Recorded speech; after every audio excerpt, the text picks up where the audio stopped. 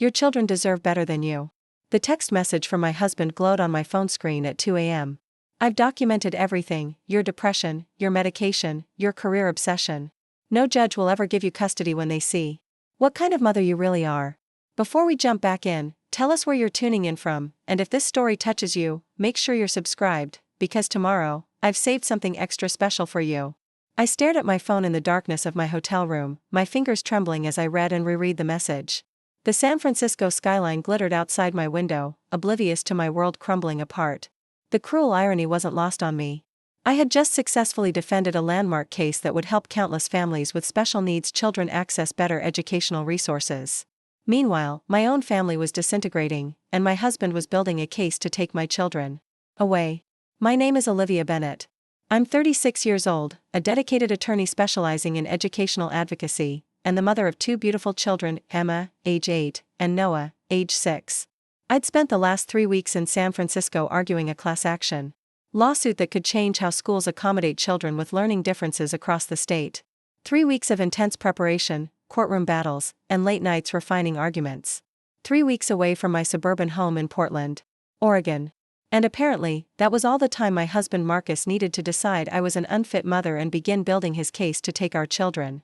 I sank onto the edge of the hotel bed, the cotton sheets cool against my fingertips as I tried to process what I was reading.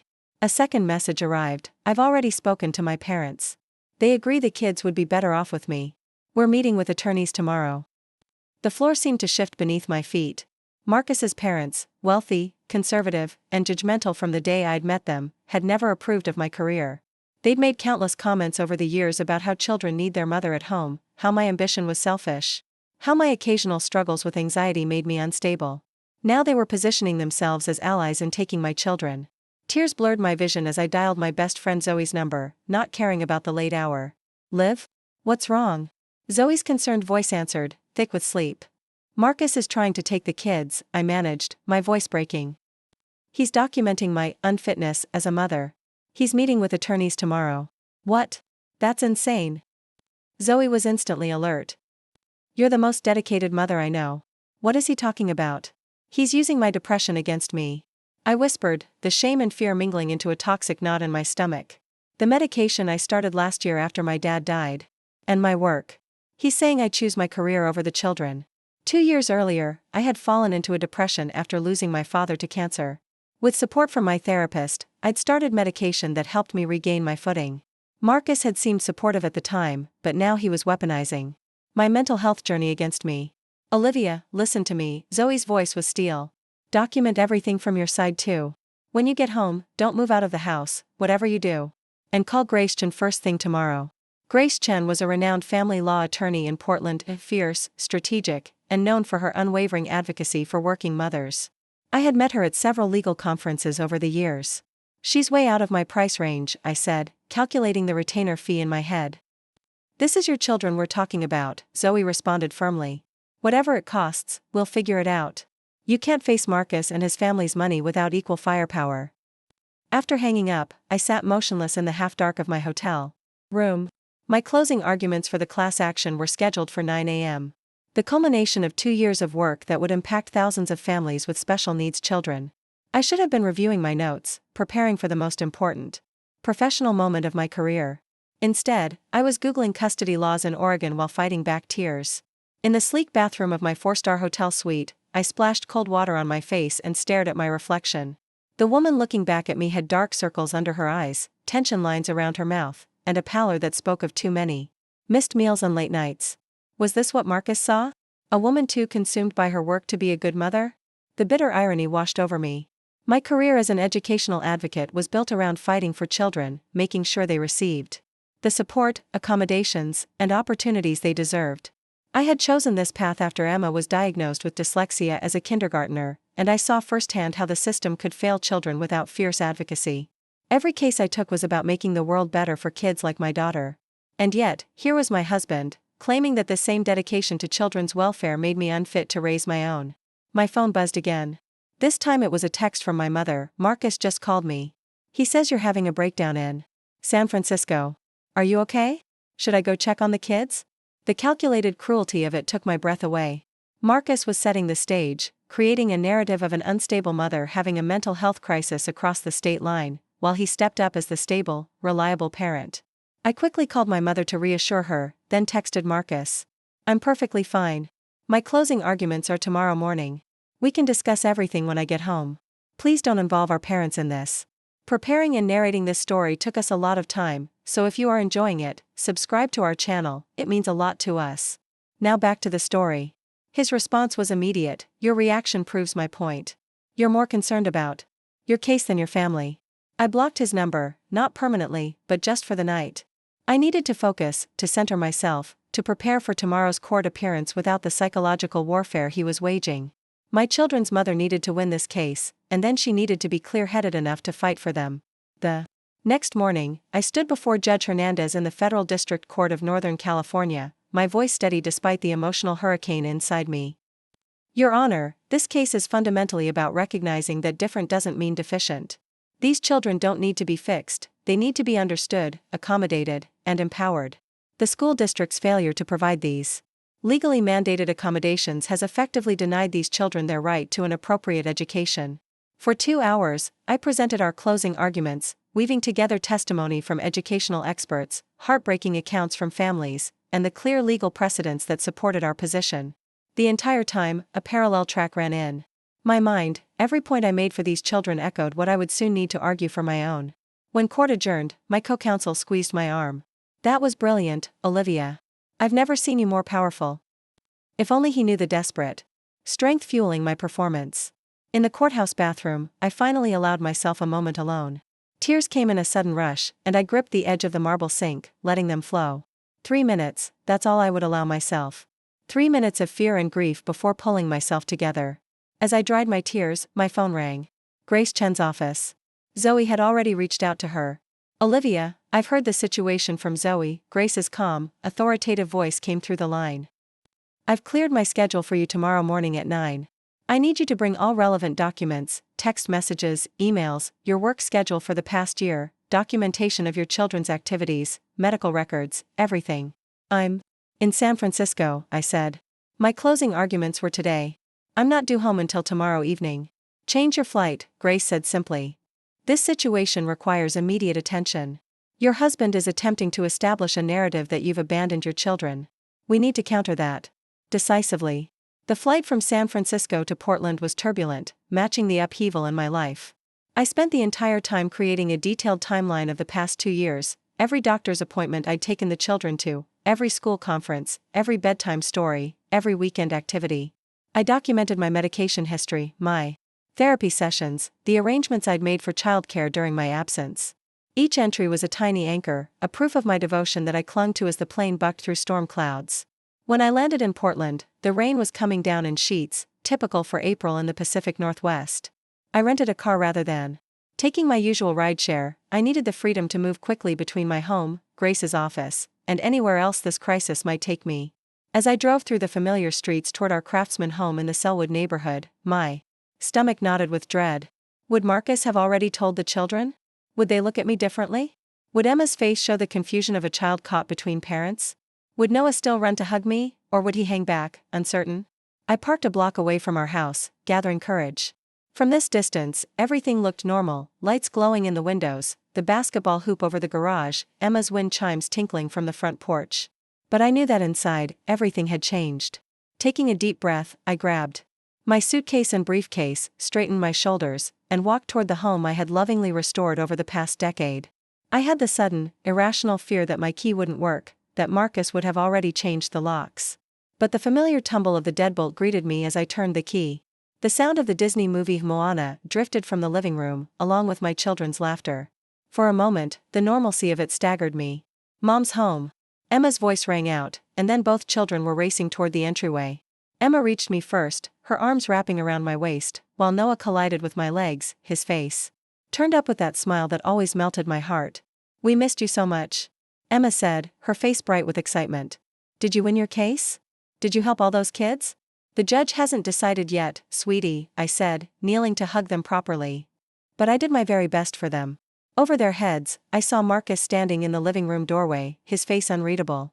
He was handsome in the conventional way that had initially attracted me, tall, with dark hair now salted with gray at the temples, and the confident posture of someone who had never had to fight for his place in the world.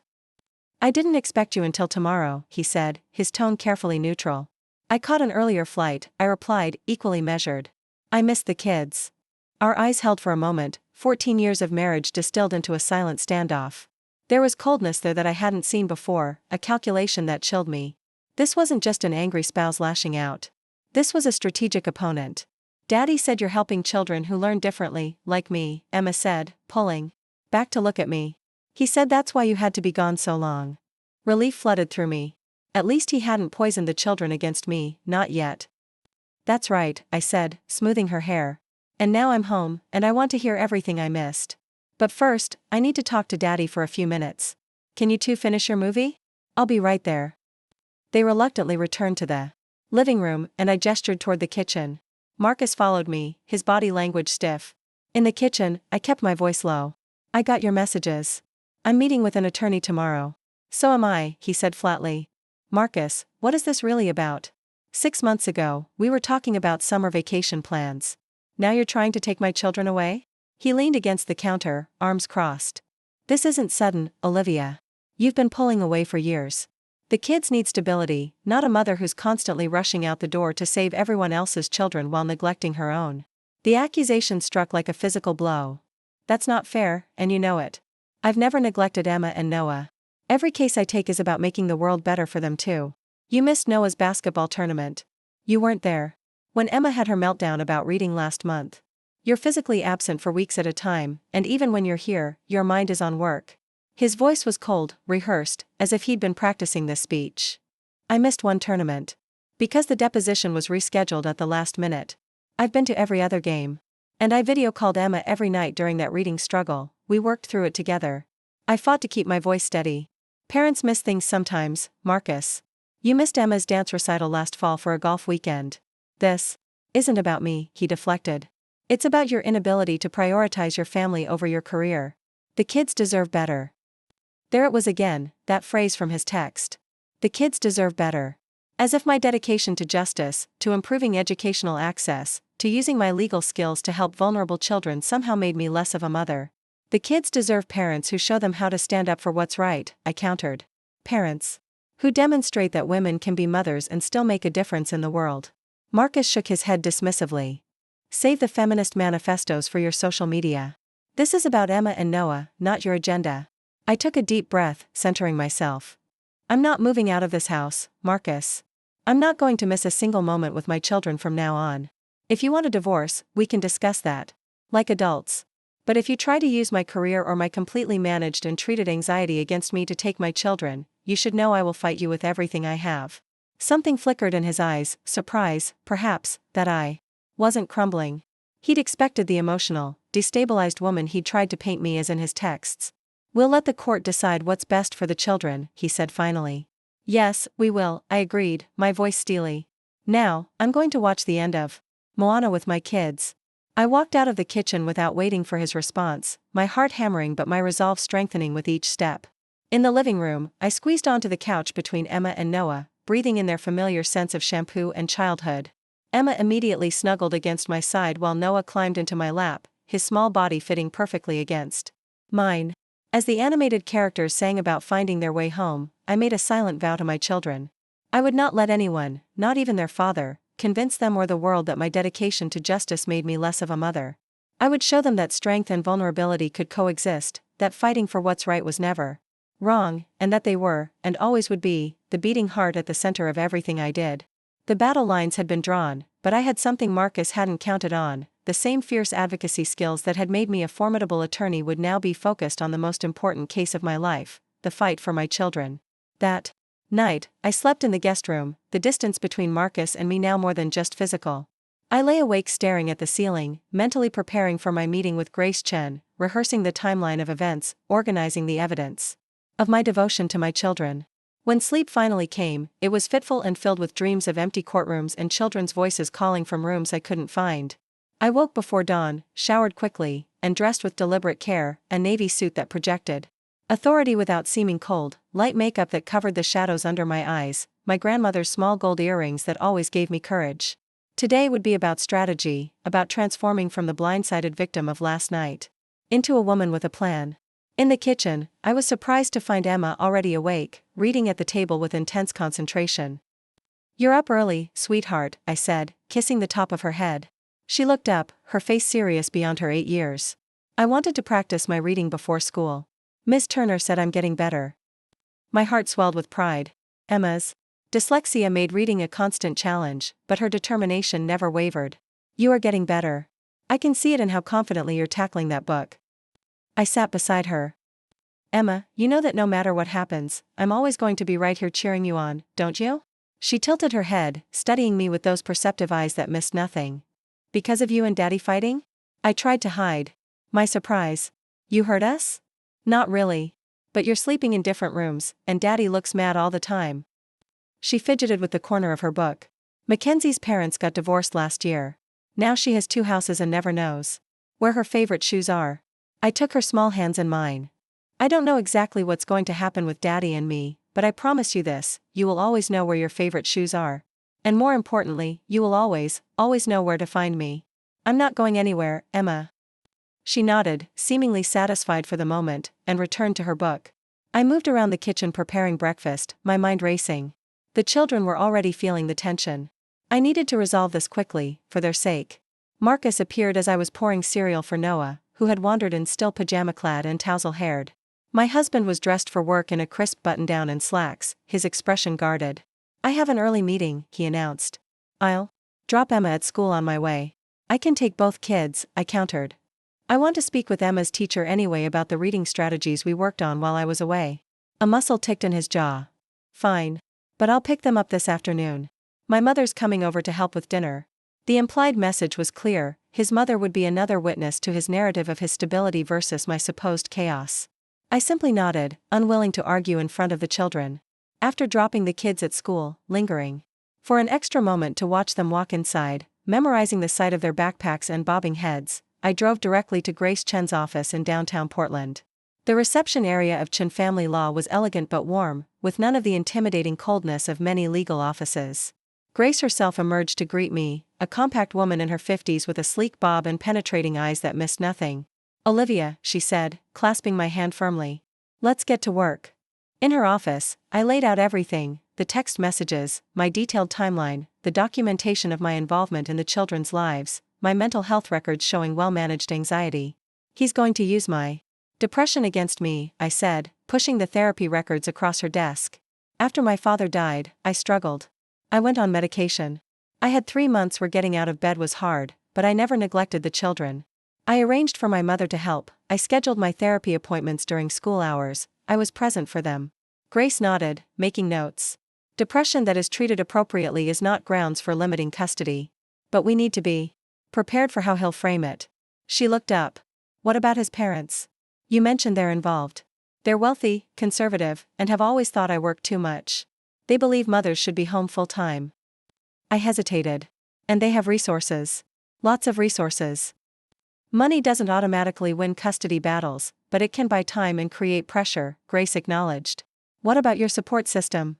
I thought of Zoe, my mother, my colleagues who had covered for me during my father's illness, the parents from Emma's dyslexia support group who had formed a tight-knit community. "I have people," I said. "Good people." "We'll need them," Grace said simply. "Now, let's talk strategy. First, you don't move out of that house under any circumstances. Second, document everything, every interaction with the children, every conversation with Marcus, every school event. Third, we need to file first, it gives us narrative advantage." "File what exactly?" I asked. "A petition for divorce. With a proposed parenting plan that gives you primary physical custody with generous visitation for Marcus." She held up a hand as I started to protest. "I know you didn't come here planning to divorce, but he's already consulting attorneys. We need to take control of this process before he does." The reality of it settled heavily on my shoulders. My marriage was truly ending, not because I had chosen to leave, but because staying would mean surrendering my identity as both a mother and an advocate. "There's something else you should know," I said slowly. "The class action I just argued. In San Francisco, if we win, it will create a significant precedent for special education rights. It would be a major career advancement for me." I met her eyes directly. "I won't apologize for that success or pretend it doesn't matter to me. But I also won't let Marcus use it to paint me as an ambitious woman who sacrificed her children for her career. Grace's expression softened slightly. We won't hide your success, Olivia. In fact, we'll showcase it as evidence of your dedication to children, including your own daughter with dyslexia. Your career isn't a liability, it's evidence of your commitment to creating a better world for your children. For the first time since receiving Marcus's text, I felt a glimmer of hope. Here was someone who understood that my professional passion and my maternal love weren't competing forces, they were complementary aspects of the same core values. We spent the next 2 hours crafting a detailed strategy, legal filings, documentation protocols, approaches for inevitable courtroom confrontations. When I left Grace's office, I had something I hadn't had the night before, a plan. My phone rang as I reached my car. It was the office manager from my law firm. Olivia, Judge Hernandez just issued his ruling in the Alvarez case. My pulse quickened. We won. Complete victory. The school district has to implement all requested accommodations and review their policies district-wide. Tears sprang to my eyes as the implications sank in. Thousands of children with learning differences would now have access to the support they needed. Emma would benefit from the precedent we'd just established. My 3 weeks away from my children had helped secure a better educational future for them and countless others. There's more, the office manager continued. The San Francisco Chronicle wants an interview. This ruling is making waves, Olivia. People are calling it landmark. I leaned against my car, emotions overwhelming me. The professional triumph I should have been celebrating was now complicated by the knowledge that Marcus would use it as evidence against me, proof of my priorities. I'll call the Chronicle back tomorrow, I said. I need to focus on some personal matters today. As I drove home, a new resolve strengthened within me. I would not diminish this victory or my role in it. I would not pretend to be less committed, less passionate, or less successful to conform to someone else's idea of what a mother should be. Instead, I would show the court, and my children, that being an advocate for justice and being a devoted mother weren't mutually exclusive. They were, in my case, inextricably linked. The house was empty when I returned, giving me time to implement the first phase of Grace's strategy. I went room by room, photographing the children's spaces, the reading nook I'd created for Emma with specialized dyslexia-friendly books, the basketball memorabilia displayed in Noah's room, the family photos covering our walls, the refrigerator plastered with their artwork. This was a home built around children, nurtured by a mother who saw and celebrated who they were. In my home office, I gathered essential documents, birth certificates, school records, medical information, and secured them in a lockbox as Grace had advised. I then set up a dedicated notebook to document every interaction related to the children, starting with this morning's conversation with Emma. My phone buzzed with a text from Marcus. My mother is picking up the kids from school. We'll be home for dinner at 6. I texted back simply, I'll be there. The implied message was clear. This was still my home, still my family dinner table, even if his mother was now part of the equation. At 5:30, I heard the front door open and my children's voices filtering through the house, followed by the distinctive tone of my mother-in-law, Evelyn. I braced myself and walked from my office to the entryway. Mom! Noah spotted me first, breaking away from his grandmother to race toward me. We got ice cream after school. That sounds wonderful, buddy, I said, lifting him for a hug while smiling at Emma, who approached more cautiously, aware of the tension between the adults. Evelyn Durand stood in my foyer, elegant as always in a cashmere sweater and pearls, her silver hair perfectly coiffed. At 68, she maintained the polished appearance and rigid posture of the former beauty queen she was. Olivia, she said, her voice carrying that particular blend of southern politeness and judgment she had perfected over decades. I didn't realize you'd be home. Marcus said you were catching up on work after your trip. I rearranged my schedule. I replied evenly. Nothing is more important than being here for my children right now. Her eyes narrowed slightly at the implied criticism. Well, isn't that nice? Children, why don't you go wash up before dinner? I've made your father's favorite pot roast. After the children headed upstairs, Evelyn dropped all pretense of warmth. Marcus has told us everything, Olivia. The neglect, the instability, your mental health issues. She made it sound like I had a dangerous condition rather than treated anxiety. We're prepared to do whatever necessary to ensure our grandchildren have the stable home they deserve. I met her gaze steadily. Your grandchildren have always had a stable home, Evelyn. They have a mother who loves them fiercely and a father who, until very recently, seemed to value our family. What they don't need is to be used as pawns in whatever game Marcus is playing. She drew herself up, affronted. This is no game. This is about 2 children who need a proper upbringing. My son works reasonable hours and is home every night. You're constantly traveling, working all hours, dealing with your episodes. She practically whispered the last word, as if mental health was something shameful that might contaminate her by proximity. My episodes, as you call them, were grief over losing my father, treated appropriately with therapy and temporary medication. I kept my voice level, conscious that the children might overhear. And my work helps children like Emma access the education they deserve. I would think you'd appreciate that, given how much Emma has benefited from proper accommodations. Evelyn waved a dismissive hand. Emma just needs more discipline with her reading, not all these special programs. In my day, children worked harder instead of getting labels. And there it was, the fundamental difference in our worldviews that had created tension from the beginning. Evelyn saw Emma's dyslexia as a failure of effort or character rather than a neurological difference that required specific support. She viewed my advocacy as enabling weakness rather than empowering a child to learn in the way her brain was wired. I think we'll have to agree to disagree about educational approaches, I said diplomatically, though inside I was seething. But I hope we can all agree that Emma and Noah deserve to be shielded from adult conflicts as much as possible. Before she could respond, Marcus walked in the front door, pausing when he saw us facing off in the foyer. Something flickered across his face, discomfort or perhaps guilt, before he composed himself. "Mother, thank you for picking up the kids," he said, kissing her cheek. "Is dinner almost ready?" "Just needs to be served," she replied, throwing me a triumphant glance before heading to the kitchen, as if cooking a meal in my home was some sort of victory in our unspoken competition. Left alone with Marcus, I kept my voice low. "Your mother just suggested that Emma's dyslexia is due to lack of discipline. Is that the kind of instability you think is better for our children?" Marcus had the grace to look uncomfortable. "She's from a different generation, Olivia.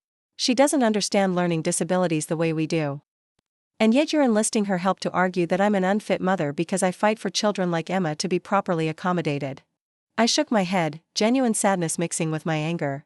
"What happened to you, Marcus? When did you start seeing my passion for justice as a liability instead of something you respected?" For a moment, his mask slipped, and I glimpsed uncertainty in his eyes. But before he could respond, Emma and Noah thundered down the stairs, and the moment for honesty passed. Dinner was an exercise in careful navigation, maintaining warmth and engagement with my children while deflecting Evelyn's pointed comments about career women and Marcus's tense silence. I focused on Emma and Noah, asking about their day, listening attentively to Noah's elaborate story about recess basketball and Emma's proud recounting of reading aloud in class. "Miss Turner said I only got stuck on 3 words today," Emma announced, her face glowing with pride. "That's wonderful progress, sweetheart," I said, reaching across to squeeze her hand. I knew all that practice would pay off. "Olivia has been working with specialized reading tutors who use evidence-based approaches for dyslexia," I explained to Evelyn, deliberately educational rather than confrontational. "The research shows that these methods are far more effective than simply asking children to try harder with traditional approaches." Evelyn's lips thinned, but she said nothing, perhaps unwilling to openly contradict me in front of the children. Marcus studied his plate, avoiding eye contact. After dinner, I insisted on bath time duty, savoring the familiar routine of bubble battles with Noah and quiet conversations with Emma as she selected her bedtime reading. These ordinary moments now felt precious, weighted with the knowledge that Marcus was trying to reduce or eliminate them from my life. As I tucked Emma into bed, she fixed me with those perceptive eyes again. "Mom, are you and Daddy getting divorced?" My heart constricted, but I had promised myself never to lie to my children. "I don't know yet, sweetheart. Right now, Daddy and I are trying to figure out some grown-up problems."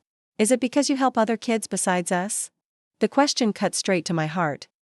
"No, absolutely not. My work with other children has never taken away from how much I love you and Noah. You two are the most important people in my world." She considered this solemnly. "I told Daddy that when you were in San Francisco. He said you care more about your cases than us, and I told him that wasn't true." Her small face became fierce. "I told him you fight for kids like me so teachers understand us better." Tears pricked my eyes as I smoothed her hair. "That's exactly right, Em. And thank you for saying that to Daddy. He got really quiet after I said it," she confided. "And then he didn't talk about you being gone anymore." I kissed her forehead, overwhelmed by her insight and loyalty. "I love you more than anything in this world, Emma Bennett. Never forget that." After both children were asleep, I retreated to the guest room, avoiding another confrontation with Marcus and Evelyn.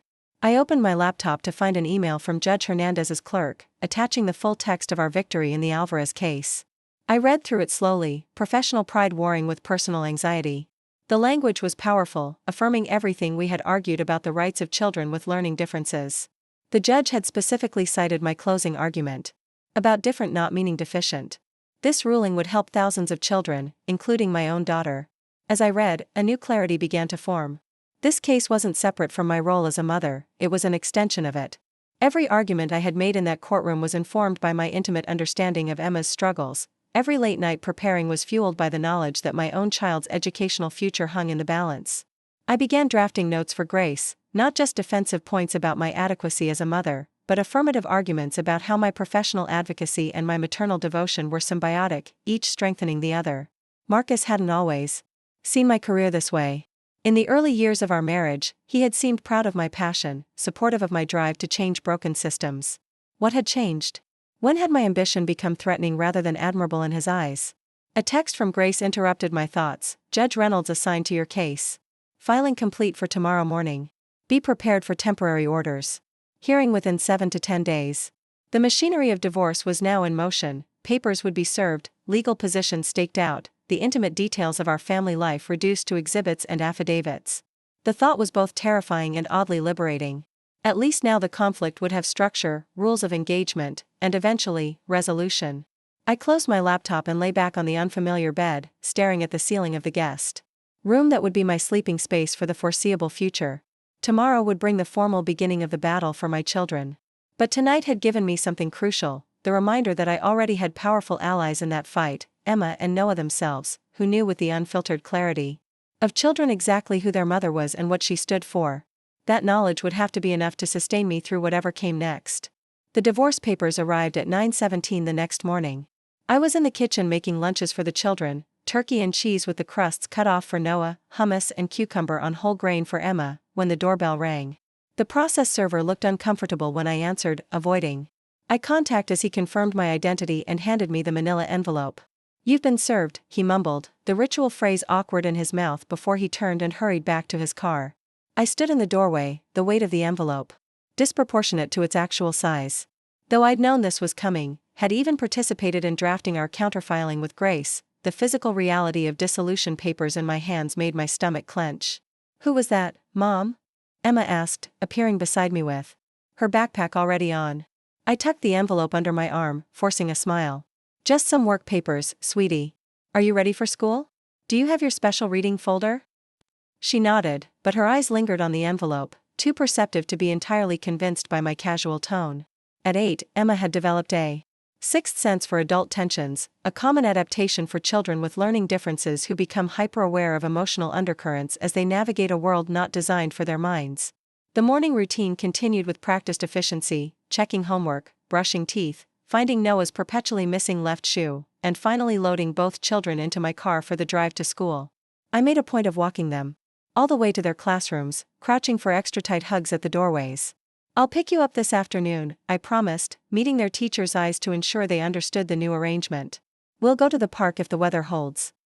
Only after watching them disappear into their classrooms did I allow myself to drive to a coffee shop several blocks away, order a large black coffee, and finally open the envelope.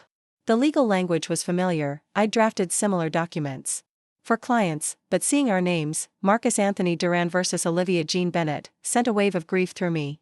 14 years of marriage reduced to a plaintiff and defendant, petitioner and respondent. I skimmed quickly past the boilerplate language about irreconcilable differences to the parts that mattered most, the request for custody arrangements. As Grace had predicted, Marcus was seeking primary physical custody with limited visitation for me. His supporting declaration painted me as work-obsessed, emotionally unstable, and frequently absent. The paragraph about my mental health was particularly brutal. Respondent has a documented history of depression and anxiety requiring medication. During episodes, she becomes withdrawn and unable to attend to the children's needs, leaving petitioner to function as the primary caregiver. My hands shook with anger. Those episodes had consisted of precisely one period of depression following my father's death, during which I had sought appropriate treatment, arranged additional childcare support, and continued to be present for my children while healing. Marcus had been sympathetic then, or had at least pretended to be, holding me when I cried, assuring me that taking medication wasn't failure, encouraging me to rest when needed. Now he was weaponizing that vulnerability, that human response to grief, to argue that I was an unfit mother. The betrayal cut deeper than I had anticipated. My phone buzzed with a text from Grace. Papers served? Come to the office. We need to discuss temporary orders strategy. I drained my coffee, gathered the documents, and headed downtown to Grace's office. The city passed in a blur of spring greenery and construction detours, my mind racing ahead. To what came next: temporary orders, discovery process, depositions, evaluations. The machinery of family court that would now dictate my relationship with my children. Grace was waiting in her office, already reviewing her copy of Marcus's filing. Exactly as expected, she said without preamble. They're pushing the career-obsessed mother narrative hard. And the mental health angle, I added, sinking into a chair. He makes it sound like I've been incapacitated for years rather than experiencing situational depression after my father died. That overreach gives us an opening, Grace noted, making notes on her legal pad. We'll have your therapist testify about the actual timeline and your responsible approach to treatment. Family court judges generally respect parents who recognize when they need help and get it appropriately. She looked up, her expression softening slightly. How are the children handling things? Emma knows something's wrong. She asked outright if we're getting divorced. I twisted my wedding ring, a habit I needed to break now. Noah senses the tension but hasn't connected the dots yet. And how are you handling it? The unexpected personal question from my normally businesslike attorney caught me off guard. I'm functioning, I said after a moment. Focusing on the strategy helps. Having a plan. Grace nodded. That compartmentalization is useful for now, but don't let it become a wall between you and your emotions. Judges watch for authenticity. They can tell the difference between a parent who genuinely connects with their children and one who's just going through the motions. I don't have to pretend to connect with my children, I said firmly. They're the center of my world. Always. Have been. I know that, Grace said. But Marcus is going to claim otherwise, and we need to make sure the judge sees the truth. She straightened a stack of papers on her desk. Now, let's talk about the temporary orders hearing. It's scheduled for next Wednesday with Judge Reynolds. So soon? My heart raced. Temporary orders would establish the custody arrangement. That would likely remain in place throughout the divorce proceedings, potentially months or even a year. Marcus's attorney pushed for expedited scheduling, claiming concern about your mental stability and work commitments. Grace's tone was matter-of-fact. They're hoping to catch us unprepared, but we won't be. For the next 2 hours, we developed our strategy for the hearing: witnesses who could testify to my parenting, documentation of my involvement in the children's lives, evidence countering Marcus's claims about my mental health. By the time I left Grace's office, I had a detailed action plan and a growing resolve that had begun to displace my initial shock and grief. My phone rang as I reached my car. It was my boss, Richard, calling from the firm. Olivia, I just heard about the Alvarez ruling. Outstanding work. The San Francisco Chronicle is calling it a landmark decision for educational access. Thank you, I said, the professional triumph feeling surreal against the backdrop of my personal crisis. It was a team effort. Hardly, Richard scoffed. Your closing argument was cited directly in the decision. This is a career-making case, Olivia. He paused, his tone shifting. Which is why I'm concerned about rumors that you're considering stepping back from the Education Advocacy Division. I frowned in confusion. What? I'm not stepping back. Who told you that? Marcus called me yesterday, Richard said carefully. He mentioned you were having some personal difficulties and might need to reduce your caseload significantly. He suggested we should start transitioning your major cases to other attorneys. The calculated sabotage took my breath away. Marcus was attempting to undermine my career before the custody battle even formally began, creating a narrative of my professional withdrawal that he could then use as evidence of my instability in court. Richard, I'm going through a divorce, I said, deciding transparency was my best option. Marcus is seeking custody of our children and apparently using any tactic available, including interfering with my professional relationships. I have no intention of stepping back from my cases or my position. There was a long pause before Richard responded. I see. That's unusually aggressive behavior from Marcus. I always thought of him as the reasonable type. So did I said quietly. People surprise you. Well, for what it's worth, the firm stands behind you, Olivia. Your work on the Alvarez case alone has justified our entire educational advocacy division. Take whatever personal time you need to handle this situation, but your position and your cases will be waiting whenever you're ready. Relief washed through me. At least my professional foundation remained secure. Thank you, Richard. That means more than you know right now. After hanging up, I sat in my car, a new understanding of what I was facing crystallizing in my mind. Marcus wasn't just seeking custody, he was systematically undermining every aspect of my life that didn't fit his narrative. My career, my mental health, my identity as a mother, all were being rewritten in his version of our story. The realization shifted something fundamental within me. This wasn't just about defending myself against attacks. It was about reclaiming my narrative, my achievements, and my role as a mother. It was about refusing to be diminished or erased by someone else's convenient fiction. When I picked up the children from school that afternoon, I approached it with renewed purpose. Instead of the anxiety-driven hypervigilance of the previous day, I focused on genuinely connecting with them, listening to Noah's elaborate explanation of the class pet turtle's escape attempt, discussing the new book Emma had selected from the library, planning our weekend activities with deliberate enthusiasm. "Can we still go camping next month?" Noah asked as we walked through the park, his small hand warm in mine. "Dad said maybe we can't anymore." I suppressed a flare of anger at Marcus for introducing uncertainty into something the children had been looking forward to. "We absolutely can still go camping," I assured him. "I already reserved our favorite spot by the lake." "Even if you and Dad are divorced?" Emma asked, the D word slipping easily from her lips now that it had been acknowledged. "Even then," I confirmed. "Some things will change if Dad and I get divorced, but my adventures with you two will never stop." Emma nodded, processing this. "Mackenzie says she gets extra birthday parties now that her parents are divorced. One with her mom and one with her dad. Leave it to children to find the silver lining in family restructuring." "Well, that is one potential perk," I acknowledged with a small smile. "But let's focus on the camping trip first, okay?" The afternoon unfolded in a bubble of near normalcy: playground time, ice cream cones, homework at the kitchen table. I documented each moment mentally, knowing that these ordinary interactions were now evidence in an ongoing case. The thought was both disturbing and motivating. Every bedtime story, every homework help session, every skin knee tended was now part of my defense.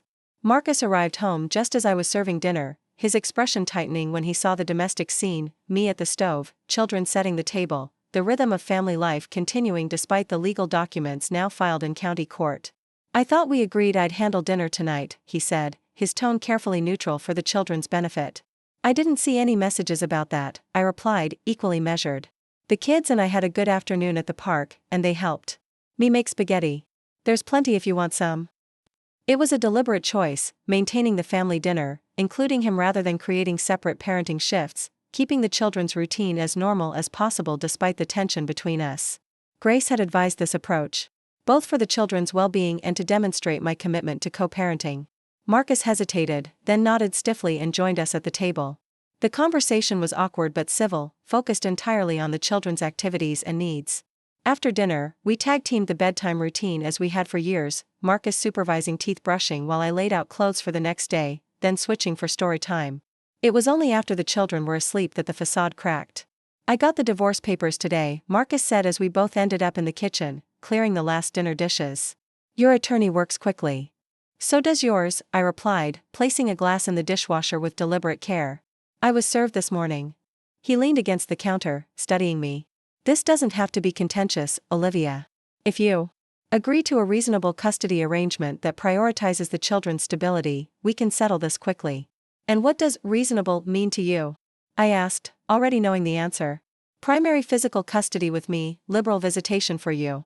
He stated it as if it were the most natural arrangement in the world. "It makes sense given your work schedule and travel requirements." I closed the dishwasher and straightened, meeting his gaze directly. "That's not going to happen, Marcus. I'm not accepting any arrangement that reduces my role in our children's lives." "This isn't about your role," he countered, a hint of frustration breaking through his controlled demeanor. "It's about what's best for Emma and Noah. They need consistency, routine, a parent who's fully present." "I am fully present," I said quietly, intensity replacing volume. "I have always been present for our children, even when my physical location changed temporarily. And they need more than just routine, Marcus. They need a mother who shows them how to stand up for what matters, how to use their talents to help others, how to balance passion with responsibility." "Noble sentiments," he said dismissively. "But they don't help a 6-year-old who wants his mother at his basketball game instead of in a courtroom across the state." The reference to Noah's tournament stung as intended. "I missed one game, Marcus. One. And I FaceTimed him immediately after to hear all about it." I shook my head, disappointment replacing anger. "When did you start keeping score like this? When did you start seeing my work as competition for our family instead of an extension of the values we both claim to share?" Something flickered in his eyes, discomfort, perhaps, or a moment of recognition quickly suppressed. People change, Olivia. Priorities shift. Yes, they do, I agreed. But usually gradually, with discussion, with mutual understanding. Not in a sudden ambush while your spouse is away on business. He looked away, the first sign of potential shame I'd seen since this began. It wasn't sudden for me. The quiet admission hung between us, raising more questions than it answered. How long had he been planning this? What had triggered his shift from supportive partner to adversary? The Marcus I thought I knew would never have interfered with my career by calling my boss, never have used a normal grief response against me, never have blindsided me with custody demands while I was fighting for educational access for children like our daughter. You called my boss, I said, watching his reaction carefully. You tried to undermine my position at the firm. His jaw tightened defensively. I was trying to help. If you voluntarily reduce your caseload, it looks better than being forced to cut back during custody proceedings. That's not your decision to make, I said evenly. And it's certainly not help to interfere with my career without my knowledge or consent. Your career has always come first, he countered, a familiar bitterness entering his tone. Before me, before the children, before anything. I'm just finally acknowledging what's been true for years. The accusation was so fundamentally wrong, so contrary to the careful balancing act I'd performed for years, that it momentarily left me speechless. Every late night I'd worked had been after the children were asleep. Every case I'd chosen had been evaluated against family impact. Every business trip had been bookended by special time with Emma and Noah. If that's genuinely what you believe, I said finally, then you never really saw me at all. And that's the saddest part of this whole situation.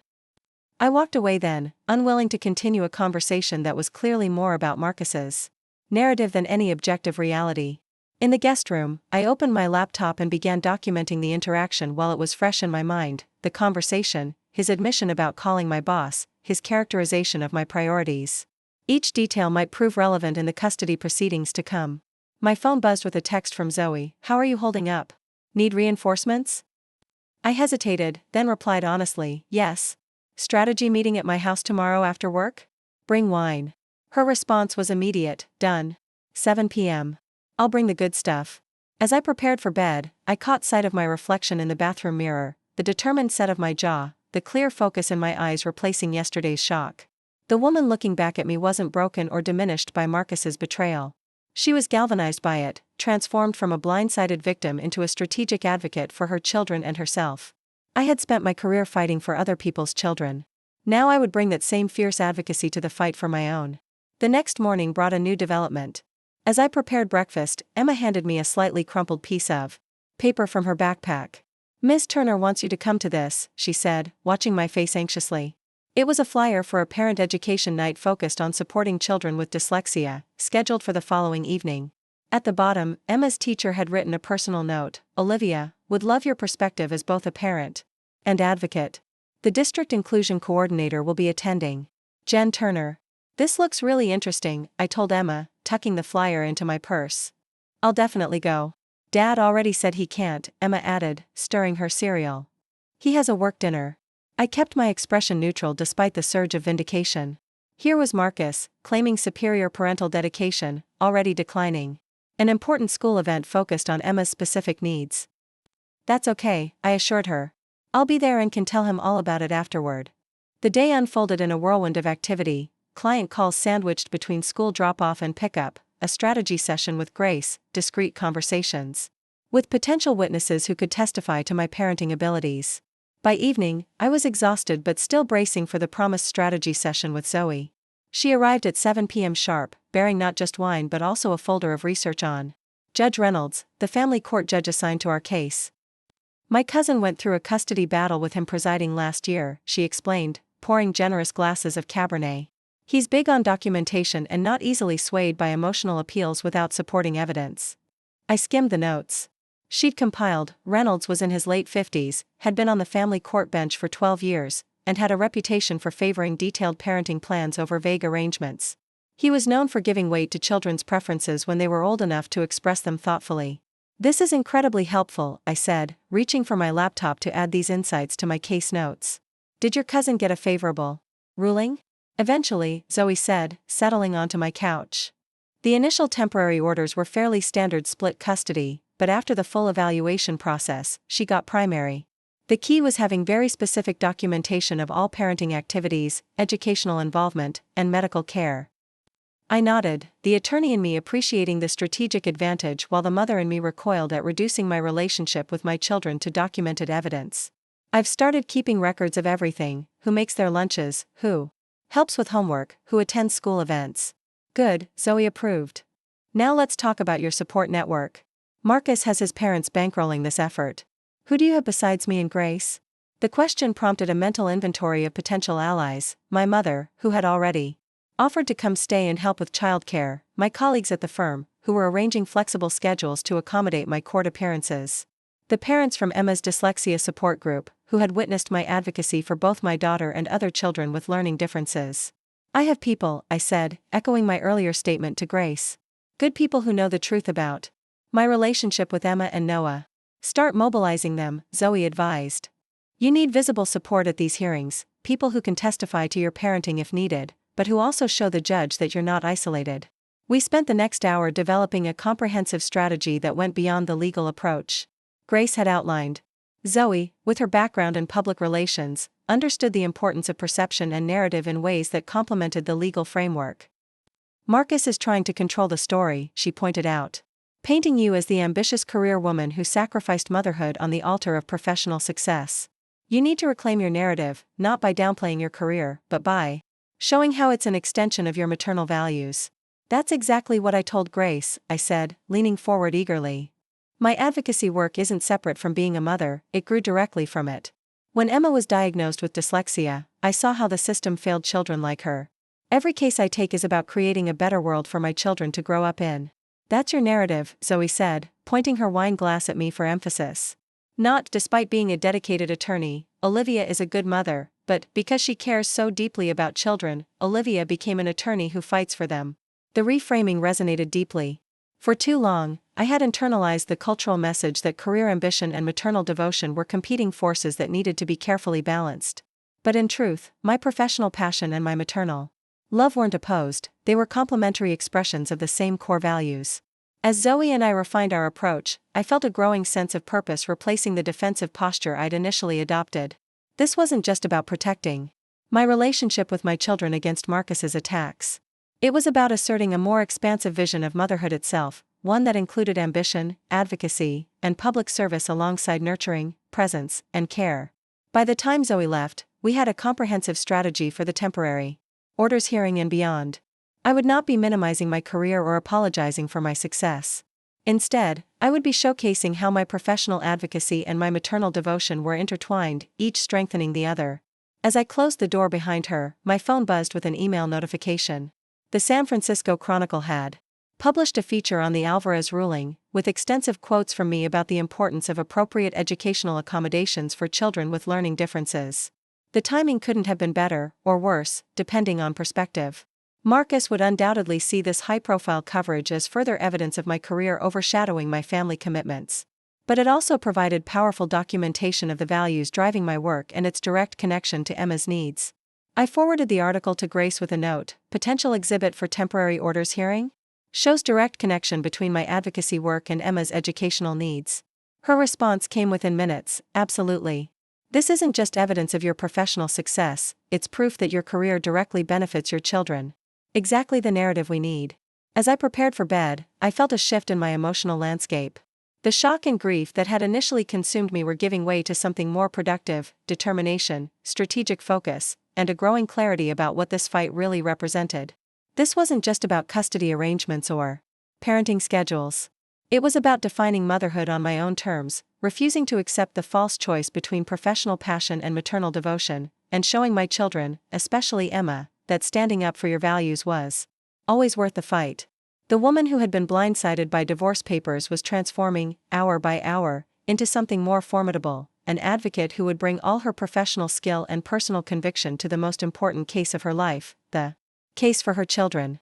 The temporary orders hearing arrived with the weight of consequence I had anticipated but couldn't fully prepare for. The county courthouse, a familiar setting where I typically strode in with professional confidence, now felt alien and intimidating as I walked through security with Grace beside me. Remember, first impressions matter, Grace murmured as we approached the family court division. Judge Reynolds will be forming opinions about both you and Marcus within minutes. Confident but not arrogant. Concerned but not desperate. I nodded, mentally checking my appearance one last time, a conservative navy dress that projected professionalism without seeming unapproachable, minimal jewelry, hair pulled back neatly, just enough makeup to look polished but not glamorous. The calculation behind these choices bothered me, that my worthiness as a mother might be influenced by whether my hemline hit at the right spot on my knee, but I understood the reality of perception in these proceedings. The courtroom was smaller than those I typically practiced in, designed for the intimate family matters decided within its walls. I spotted Marcus immediately, seated beside his attorney Richard Hoffman, a family law specialist known for aggressive tactics and theatrical courtroom performances. Marcus wore a light gray suit I hadn't seen before, his expression solemn and appropriately concerned for the occasion. What caught me off guard was the small crowd filling the benches behind him, his parents, of course, but also our neighbors Tom and Barbara, the father of Noah's best friend, and two of Marcus's colleagues. He had assembled a visible support system, just as Zoe had advised me to do. Thankfully, I wasn't alone either. Zoe sat directly behind our table, along with my mother, my colleague Diane from the firm, and 3 mothers from Emma's dyslexia support group who had rearranged their schedules to attend. Their presence bolstered me as I took my seat beside Grace. All rise. The Honorable Judge William Reynolds presiding. The judge entered, a tall man with salt and pepper hair and wire-rimmed glasses, his expression neutral as he took his seat and surveyed the parties before him. "We're here for temporary orders in the matter of Durand versus Bennett," he began, his voice measured and methodical. "I've reviewed the initial filings from both parties. Before hearing arguments, I want to be clear about my priorities in custody matters." He looked directly at both Marcus and me over his glasses. "My sole concern is the best interests of the minor children. I am not impressed by attempts to vilify either parent, nor am I interested in punishing career success or rewarding traditional family structures for their own sake. I am looking for evidence of consistent, nurturing parenting, and willingness to facilitate healthy relationships with both parents." The knot in my stomach loosened slightly. This was a good start, a judge who wasn't automatically biased against working mothers or impressed by Marcus's more conventional work schedule. "Mr. Hoffman, as you represent the petitioner, you may begin." Marcus's attorney rose with practiced smoothness. "Thank you, Your Honor. This case presents a straightforward question. What arrangement provides the most stability and consistent parenting for 2 young children during a difficult transition?" For the next 20 minutes, Hoffman painted a picture designed to alarm: a mother frequently absent on business trips, working late hours, dealing with documented mental health issues, while a devoted father maintained routines, attended school functions, and provided the steady presence children need. "Mrs. Bennett's dedication to her career is admirable," Hoffman said, his tone suggesting the opposite. "But that dedication comes at a cost to her children. During the 3-week period when she was in San Francisco for her recent trial, Mr. Durand handled all parenting responsibilities, as he often does during her frequent absences. I maintained my composed expression with effort, even as internally I noted each distortion and exaggeration. My frequent absences had consisted of precisely 3 business trips in the past year. My late work hours were almost exclusively after the children were asleep. The mental health issues were a single episode of situational depression following my father's death." Hoffman concluded with a request for primary physical custody for Marcus, with visitation for me on alternate weekends and 1 evening per week, an arrangement that would effectively reduce me from an equal co-parent to a visitor in my children's lives. When Grace rose to present our position, the contrast in approach was immediately apparent. Where Hoffman had been dramatic and accusatory, Grace was methodical and evidence-focused. "Your Honor, we're asking the court to maintain the arrangement that has successfully supported these children throughout their lives, equal parenting time with both their loving, capable parents." She systematically dismantled Hoffman's characterization, introducing evidence I had helped compile, school records showing my consistent attendance at parent-teacher conferences, medical records documenting my presence at every significant appointment, a detailed calendar showing the balanced division of parenting responsibilities over the past year. Ms. Bennett's career as an educational advocate grew directly from her experience as a mother, Grace emphasized, introducing the Chronicle article about the Alvarez case. When her daughter was diagnosed with dyslexia, Ms. Bennett saw firsthand how critical proper educational accommodations are. Her professional advocacy is an extension of her maternal commitment, not a competitor to it. Grace then addressed the mental health allegations head-on, introducing a letter from my therapist confirming the situational nature of my depression, the appropriate treatment I'd sought, and my current stable condition. Far from being a liability, Ms. Bennett's response to grief demonstrates exactly the kind of resilience and self-awareness we should value in parents, Grace argued. She recognized when she needed support, obtained it appropriately, and maintained her responsibilities to her children throughout a difficult time. The hearing continued with testimony from witnesses both sides had called. Marcus's mother described occasions when I had missed family dinners due to work commitments. Our neighbor spoke about Marcus being the parent who most often supervised neighborhood play. Each account stung, not because they were false, but because they were selectively true, isolated instances elevated to represent the entirety of my parenting. When my witnesses took the stand, they offered a different narrative. Diane from my firm described how I scheduled court appearances around school events and kept photos of my children prominently displayed in my office. Susan from Emma's dyslexia group recounted how I had organized parent education nights and advocated for improved resources at the school. My mother testified about my consistent daily FaceTime calls with the children during business trips and the special activities I planned for my return. Throughout it all, Judge Reynolds listened attentively, occasionally asking clarifying questions but offering no hint of which way he was leaning. Marcus and I never directly addressed each other, separated by our attorneys and the formal proceedings that had replaced 14 years of partnership. After nearly 3 hours, Judge Reynolds called a brief recess before issuing his temporary orders. Grace and I stepped into the hallway, where Zoe immediately joined us. "You're doing great," she assured me, squeezing my arm. "Calm, focused. Not reactive when Hoffman was basically calling you a neglectful mother. How do you think it's going?" I asked Grace quietly. "Reynolds is hard to read," she admitted. But he seemed responsive to our evidence-based approach. The therapist's letter was particularly effective in neutralizing their mental health angle. When we returned to the courtroom, Judge Reynolds studied both Marcus and me for a long moment before speaking. "In determining temporary custody arrangements, I must balance multiple factors: consistency for the children, their established relationships with both parents, and practical considerations about work schedules and housing situations." He adjusted his glasses, consulting his notes. Both parents clearly love their children and have been involved in their upbringing. Neither parent presents any issues of substance abuse, or neglect that would disqualify them from custody. I held my breath, sensing the "but" that was coming. However, significant disruption to children's routines is not in their best interest during divorce proceedings. The evidence presented shows that while both parents have been active in the children's lives, Mr. Durand has provided more of the day-to-day consistency in recent months, particularly during Ms. Bennett's work-related absences. My heart sank as I grasped the direction of his ruling. Beside me, Grace straightened slightly, preparing for whatever came next. "Therefore, for the duration of these proceedings, physical custody will be allocated as follows. The children will reside primarily with Mr. Durand from Sunday evening through Friday morning. Ms. Bennett will have custody from Friday after school until Sunday evening, plus dinner visits on Wednesdays." The ruling hit like a physical blow. I would go from seeing my children every day to having them only on weekends and for occasional dinners.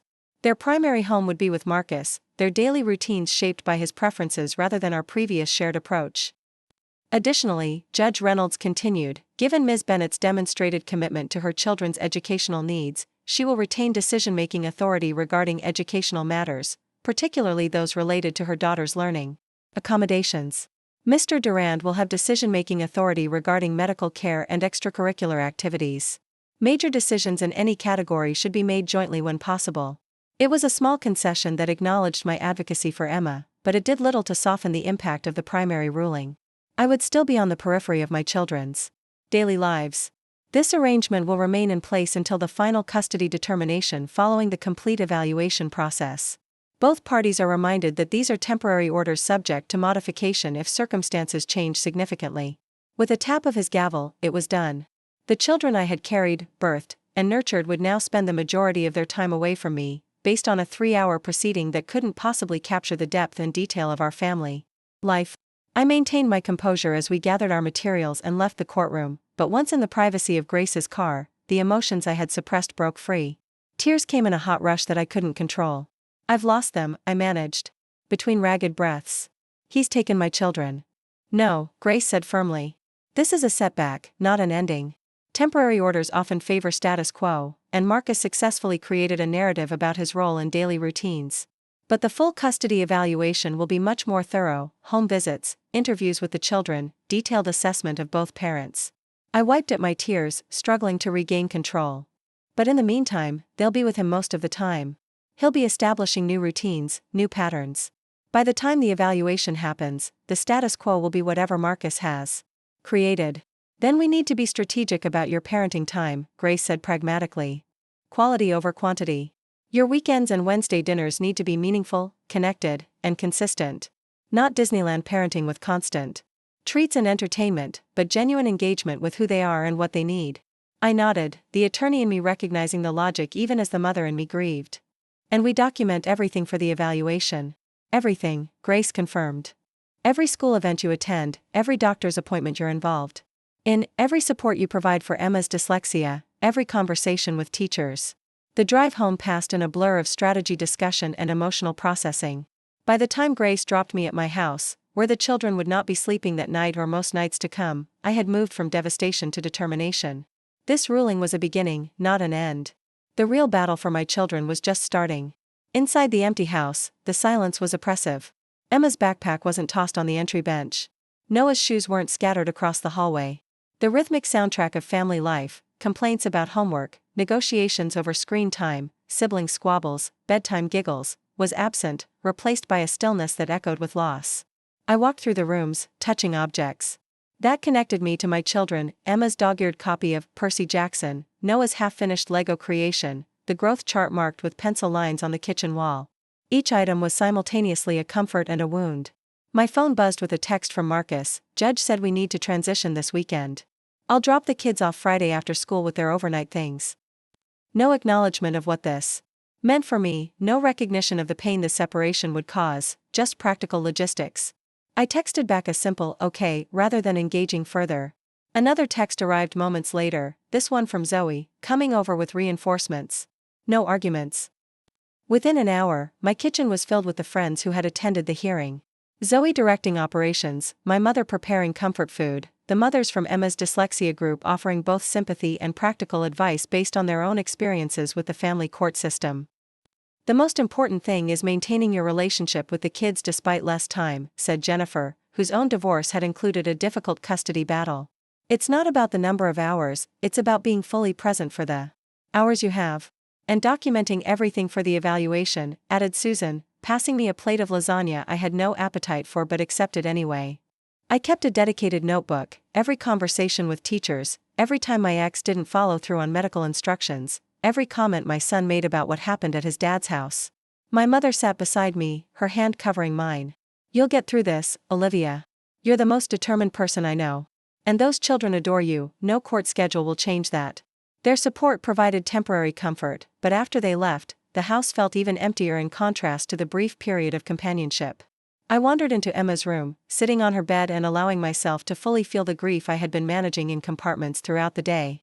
This pain wasn't just about wounded pride or thwarted expectations. It was primal, the visceral anguish of a mother separated from her children. No legal strategy or rational planning could fully address the emotional reality of this loss. Yet even in this dark moment, something was crystallizing within me, a fierce clarity about what mattered and what I was fighting for. This wasn't just about winning a legal case or proving Marcus wrong. It was about preserving my children's understanding of who their mother was, not the caricature Marcus had presented in court, but the complete woman who loved them fiercely while also fighting for a more just world. My phone buzzed with an email notification from Emma's teacher, a reminder about the dyslexia parent education night scheduled for the following evening. The timing felt like both a challenge and an opportunity. Could I pull myself together enough to attend a school function less than 48 hours after this devastating ruling? And yet, wasn't this exactly the type of involvement I needed to demonstrate? I replied confirming my attendance, then opened my laptop to review the materials Grace had provided about the full custody evaluation process. Unlike the temporary orders hearing, which had been limited in scope and evidence, the evaluation would involve multiple sessions with a court-appointed psychologist, home visits to both residences, interviews with the children, and potentially discussions with teachers, healthcare providers, and others involved in Emma and Noah's lives. The process would take months, but it offered a chance for a more complete picture to emerge, one that couldn't be shaped by selective anecdotes or temporary circumstances. If I could maintain strong connections with my children despite the restricted schedule, if I could continue demonstrating my commitment to their well-being, if I could show that my career enhanced rather than detracted from my parenting, I still had a chance at a more balanced final custody arrangement. As I researched deep into the night, a new approach began to take shape, not just a defensive strategy to counter Marcus's narrative, but an affirmative vision of motherhood that included ambition, advocacy, and public service alongside nurturing, presence, and care. I would not be diminished or reduced to fit someone else's limited conception of what a mother should be. By morning, determination had replaced despair. I showered, dressed for work, and arrived at the office earlier than usual, channeling my emotional energy into productive action. The Alvarez case needed follow-up, other clients required attention, and immersing myself in advocacy for children felt like the most healing activity available. Richard stopped by my office mid-morning. His expression concerned. "How did the hearing go?" "Not as well as we'd hoped," I admitted. "Marcus got primary physical custody for now. I'll have weekends and Wednesday evenings until the full evaluation." Richard's face darkened with anger on my behalf. "That's absurd. You're one of the most dedicated parents I know." The judge focused on consistency and routine, I explained. Marcus successfully portrayed himself as the stable, always present parent while characterizing my work as disruptive. "Your work that literally improves educational access for children like your daughter," Richard said incredulously. "Exactly. But the full evaluation will be more thorough. This is just round one." Richard nodded thoughtfully. "How can the firm support you through this? Flexible scheduling? Reduced travel? Whatever you need, just ask." His offer touched me deeply. "Actually, I'd like to keep my normal caseload," I said, surprising myself with the certainty of this decision. "I'm not going to reinforce Marcus's narrative by pulling back professionally. But I may need flexibility around court dates and evaluation appointments." "Done," Richard said without hesitation. "And I've been thinking, the educational symposium in Portland next month. You were planning to attend anyway, but what if you were a featured speaker? We could highlight the Alvarez case as a model for systemic change in educational accommodation." I considered the suggestion. "You mean publicly showcase the connection between my advocacy work and educational access for children like Emma?" "Exactly. Not hiding your success but contextualizing it as an extension of your values as a mother." Richard smiled slightly. "Plus, it's in Portland. No travel required." The opportunity aligned perfectly with the narrative Grace and I were developing. "I'd be honored to speak," I said. "Thank you for understanding what I'm really fighting for here. A mother who stands up for educational justice is exactly the kind of parent children need," Richard said simply. "Anyone who can't see that is missing the point of parenting entirely." His validation strengthened my resolve as I moved through the workday, focusing on client needs while mentally preparing for the dyslexia parent education night that evening. This would be my first school function since the temporary orders. And I was determined to present myself as the engaged, knowledgeable parent I had always been. The elementary school library was arranged with chairs in a semicircle when I arrived that evening. Several parents were already seated, including two of the mothers who had attended the hearing in support. They waved me over warmly, creating a space between them.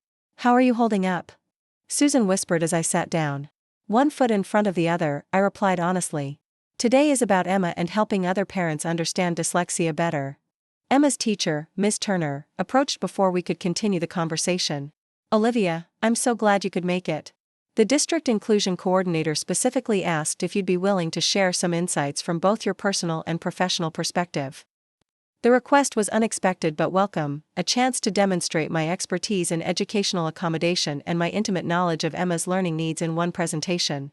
"I'd be happy to," I agreed, my mind already organizing key points about the legal framework for accommodations and how they translated to daily support for children like Emma.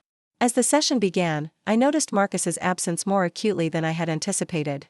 He had claimed superior parental dedication in court, yet here was a critical event focused on Emma's specific needs that he had chosen to skip. I made a mental note to document this discrepancy for the custody evaluation while focusing on the presentation being given by the school psychologist. When invited to speak, I moved to the front of the room with the professional confidence I'd developed over years of courtroom appearances, but spoke with the personal connection of a mother who had navigated these challenges alongside her child. "Dyslexia isn't just about reading difficulties," I explained to the group of parents, many of whom were just beginning their journey with this diagnosis. "It's about how our children's brains process information differently. The legal framework for accommodations recognizes this as a difference, not a deficiency." I shared practical strategies that had helped Emma: color-coded reading guides, text-to-speech technology, breaking assignments into manageable segments, alongside insights from the Alvarez case about systemic changes that could benefit all children with learning differences. The most important thing I've learned, both as an attorney and as Emma's mom, is that advocacy isn't just about fighting for what your child needs. It's about teaching them to recognize their own needs and eventually advocate for themselves. As I spoke, I noticed several parents taking notes, some nodding in recognition of shared experiences, others asking questions that revealed their relief at finding someone who understood their challenges. This was the mother I had always been: knowledgeable, engaged, committed to both my own child and the broader community of families facing similar struggles. After the session, the district inclusion coordinator approached me with evident interest. "Ms. Bennett, your perspective bridging legal advocacy and personal experience is exactly what our parent education program needs. Would you consider joining our advisory committee for special education services?" The invitation was both professionally meaningful and strategically valuable for the custody case, formal recognition of my expertise and involvement in Emma's education. "I'd be honored," I replied, accepting her business card and promising to follow up.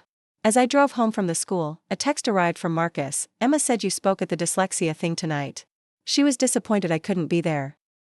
The message carried an undercurrent of defensiveness, as if he sensed that his absence had undermined his courtroom portrayal of superior parental dedication. I chose not to engage with the subtext, responding only, "It was informative. I've been invited to join the Special Education Advisory Committee. Happy to share the materials with you." That night, alone in my house that still felt wrong without the children's presence, I added detailed notes about the dyslexia session to the documentation I was compiling for the custody evaluation. Then I began planning for my first weekend. With Emma and Noah under the new schedule, not with elaborate activities or special treats, but with the thoughtful attention to their individual needs that had always characterized my parenting. Emma would need time for her reading practice, but also creative outlets to balance the academic focus. Noah would need physical activity to channel his boundless energy and quiet moments for the conversations that revealed his sensitive inner world. Both would need reassurance that despite the changes in our family structure, my love for them remained constant and unshakable. As I made these plans, a new clarity emerged through the lingering pain of the temporary custody ruling. This forced separation, while painful, offered an unexpected opportunity to define my motherhood in more intentional terms, to distill my parenting to its essential elements without the dilution of daily logistics and routine management. The judge had reduced my time with my children, but he couldn't reduce my impact on their lives. That would be determined not by court orders but by the quality of connection I maintained, the values I demonstrated, and the mother I continued to be, whether they were physically present or not. The path ahead would be challenging, navigating the custody evaluation, adapting to the new schedule, continuing to excel professionally while being fully present during my limited parenting time. But the woman who had successfully argued landmark educational access cases was more than equal to this challenge. The advocate who had fought for other people's children would now bring that same determination to the fight for her own. This wasn't the end of my story as a mother. It was the beginning of a new chapter, one I would write with purpose, conviction, and the unwavering belief that my children deserved a mother who showed them how to stand in their full power, even when facing their greatest challenges. Up next, you've got 2 more standout stories right on your screen. If this one hit the mark, you won't want to pass these up. Just click and check them out. And don't forget to subscribe and turn on the notification bell so you don't miss any upload from us.